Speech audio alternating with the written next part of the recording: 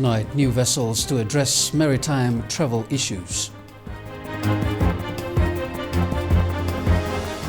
Final preparations for Methodist Church President. And ministry address financial accessibility for rural women.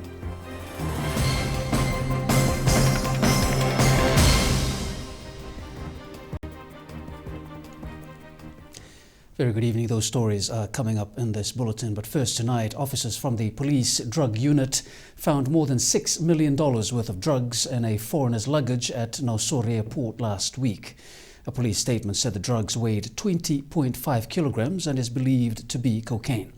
The foreigner whose luggage contained the drugs had evaded police but was caught in Nandi yesterday. The 23-year-old is currently being interviewed at the CID headquarters. Good news for stakeholders in the sugar industry. The European Union will continue to buy raw sugar from us until 2023, and this too at a price that's got those at Sugar House smiling from ear to ear. Bulletin caught up with the Permanent Secretary for Sugar, Colonel Manasa Vaningi, who spoke in detail about this positive news. It's a relationship that spans over a century. The European Union has again come to Fiji's rescue with a handsome, hard-to-turn-away-from offer for its most valuable commodity. Indeed, we've just received the brief from our Brussels office on the future of the Fiji sugar industry. And there is, a positive assurance that the future market will be very consistent up to 2023. According to Vaningi, the European Union has offered to buy raw sugar from Fiji at a price well above the world market price for the next 10 years. There's a definite market, compared to the world with the price compared to the world market price currently being offered.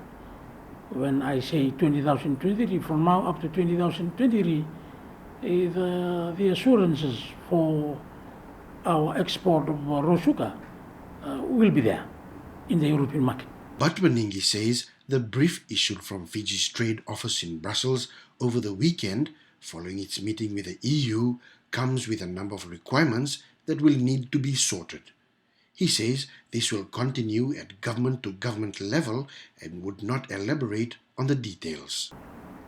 Well, I would not really want to delve into these other areas like some of the important agreements that needs to be signed, but that is national level and needs the political endorsement at the top.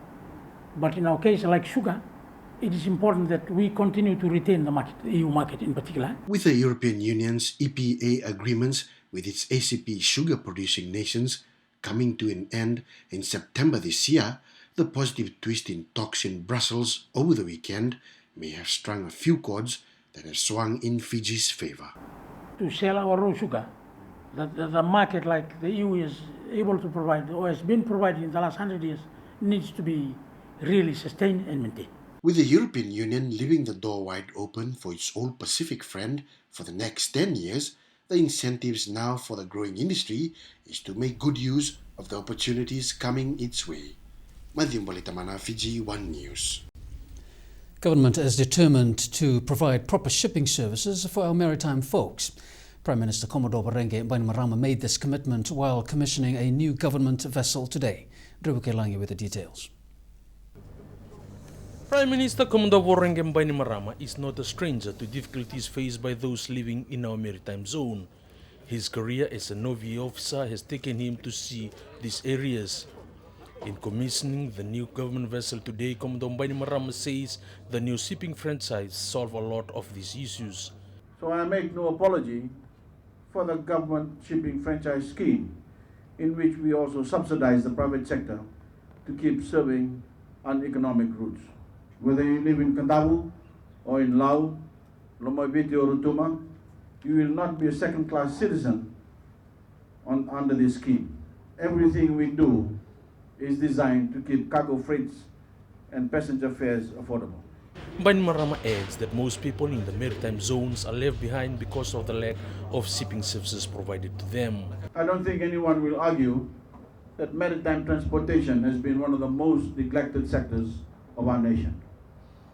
As a result, parts of Fiji, like the islands in the Lau Group, Lomaiviti, Rotuma, and Kandau, have lagged behind the rest of the country, in particular, infrastructure development. He assured those living in areas dubbed uneconomical routes that the new government vessel will address a lot of their problems. You all know that I've made service delivery to ordinary Fijians the central task of my government. We don't just promise better services, we deliver. And with these new vessels, we will be able to deliver a better standard of service to Fijians living in some of the most far-flung places in the country. At the moment, government vessel Iloilo Vatu is servicing the Lau Group. Nrebukelangi, Fiji One News. Meanwhile, the new shipping vessel is expected to boost development work in the remote maritime areas. Government says these areas have been neglected for too long, and this landing craft will provide the much-needed assistance. This is the vessel that part of the government's shipping services fleet. Prime Minister Commodore Bainimarama commissioned the new landing craft, which was purchased for $2.6 million. It was definitely a reason to celebrate, given that the last vessel was bought in some 29 years ago. Frankly, for a maritime nation like ours, this is a huge embarrassment. For too long, the GSS has been neglected. But worse, the people who it is meant to serve have been neglected. The ordinary men and women of Fiji in our maritime communities who deserve better service delivery but haven't got it. Commodore Bainimarama also assured those in the island that another vessel will arrive here in April, while a bigger one is expected in January next year. He says this is part of government plan to ensure development reaches most, if not all, citizens. That means the economic prospects of the islands these vessels will serve will also be transformed.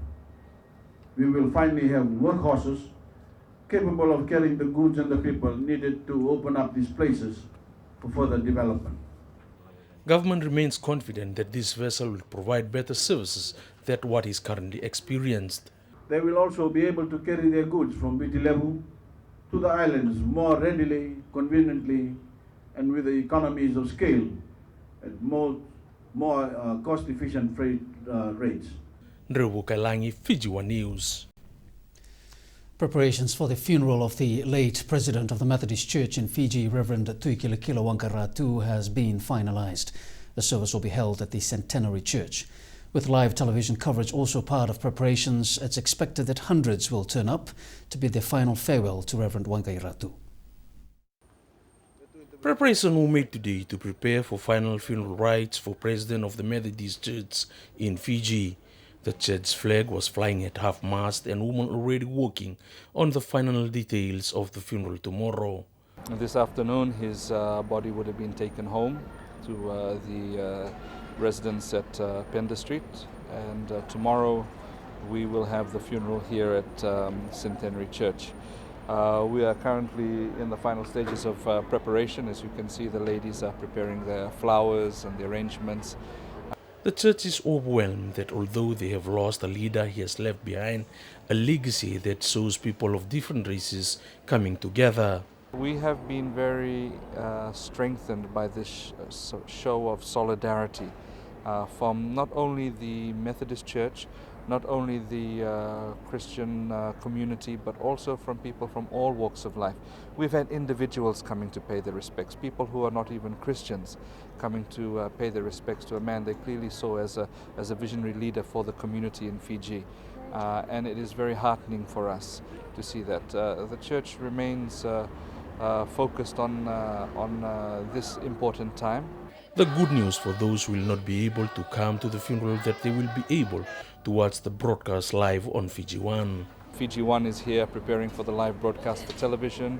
Radio Fiji One is preparing for a live broadcast on radio, and TFL has set up for a live stream on the internet to ensure that the thousands of Methodist Church in Fiji members who live overseas will be able to watch this last service for their president. The funeral service for Reverend Tuikilakila Wankaratu will start at 10 a.m. Nrebukelangi, Fiji One News. As you heard there, you can watch the live coverage of the funeral service right here on Fiji One tomorrow. Our coverage starts from 10 a.m. Ahead in the news, new site earmarked for regional institution. And women get business tips from experts.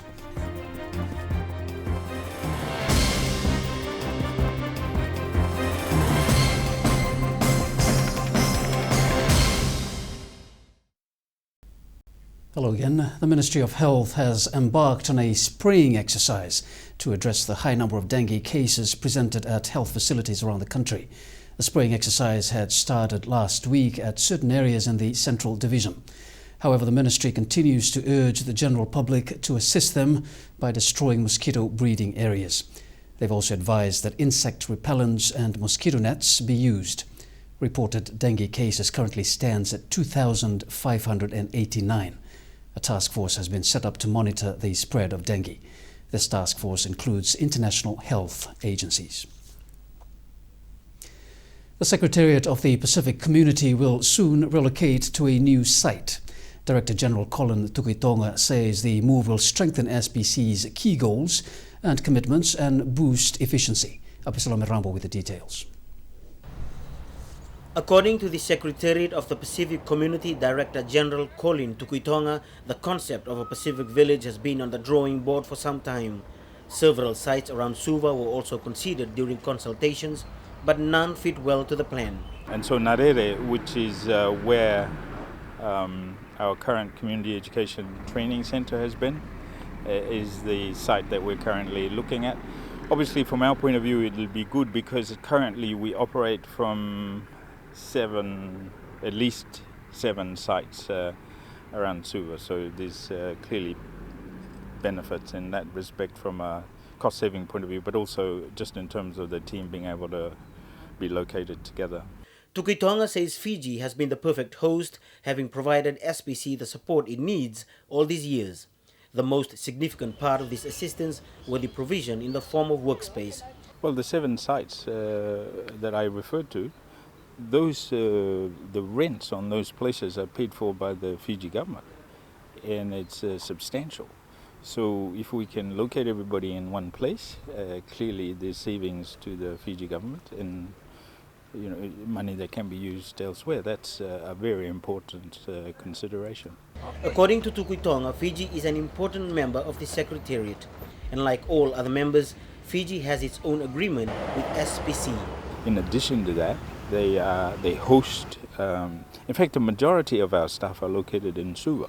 So this is an agreed, if you like, an agreement between the Fiji government and SPC. And also because we're wanting to encourage all our fisheries, our land resources people, our statistics, to be working more, I guess the jargon is integrated, but rather than people just working within their own little area, we want people to be working more closely together in terms of the support they give to our island members. At the moment, a feasibility study is being carried out to determine the cost of the relocation project. Apisalome Rambo, Fiji One News. The Ministry of Women is making a positive impact on the lives of women in rural communities. However, with every positive outcome, challenges will also be encountered. But this has not deterred the ministry from achieving its targets this year. There have been many positive returns in 2013 for the Ministry of Women, especially when helping women in rural communities. However, Dr. Luveni is adamant setbacks faced last year will be addressed accordingly this year. We have projects that are helping the women out there in the rural areas, and somehow those projects and our networking with them has actually developed a movement of women around the country where women are really moving towards being progressive and to be economically empowered. Some of the problems faced in 2013 included women in rural and maritime areas not having access to banking facilities. They hope to look into this issue to ensure women will be able to save their profits in proper accounts. We would like to really get women used to banking profits, banking their money to value. That money made can be put in the bank where it can increase. That is what we would like to do. Another setback faced last year was the inconsistency of rural projects getting off the ground. This is also an area they're looking to address once and for all. This year, this is why we are constructing women's resource centers to institutionalize these women groups.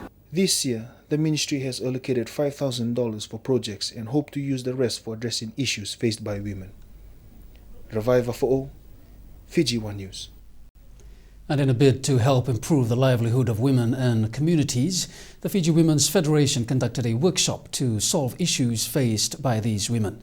The one-day workshop here in the capital was aimed at ensuring these women have the right skills and knowledge to operate their businesses.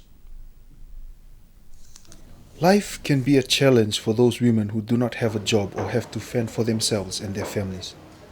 With no business knowledge, starting any sort of venture can be quite daunting. This is why the Fiji Women's Federation hosted a workshop today to educate its members on how to tackle or sustain their projects in their respective communities. Within the FWF, or the Fiji Women's Federation Advisory Committee, we have experienced women's NGOs who've been around for a very long time. So we have skills there. So it's about showing them how we want our project proposals written, and they go and work with women's groups in the semi-urban, peri-urban, informal settlements, and teach them elements of governance and help them set up the income-generating projects. Over the years, lack of awareness and basic business management to attitude problems have been challenges faced by these individuals.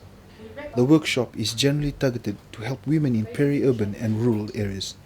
For a particular association, they hope the workshop will help them in terms of monitoring their projects. One is at the Coronavia homes, where we give shelter to the disabled women and those who don't have any roof and things like that. They come to us, we give shelter to them. The 4 units we're going to build up there, that's one project. And another project is coming up at McCoy. That's a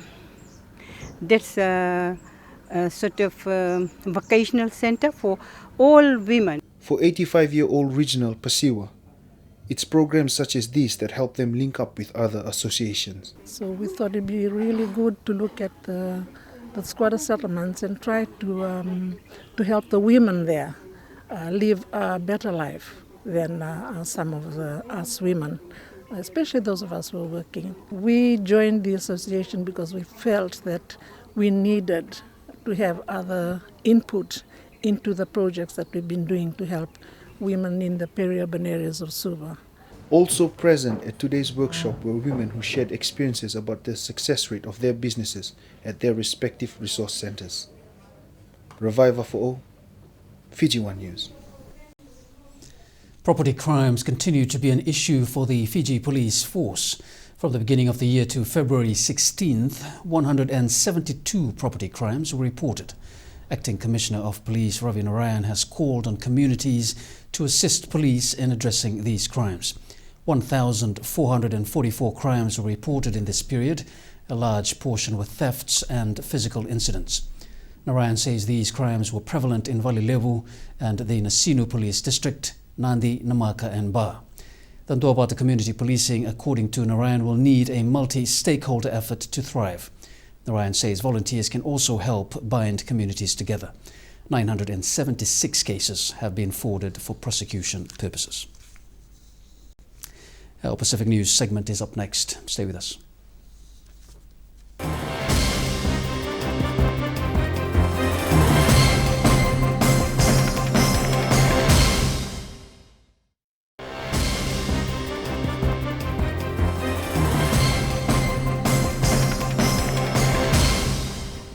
The University of the South Pacific signed a Memorandum of Understanding with the Melanesian Spearhead Group last week.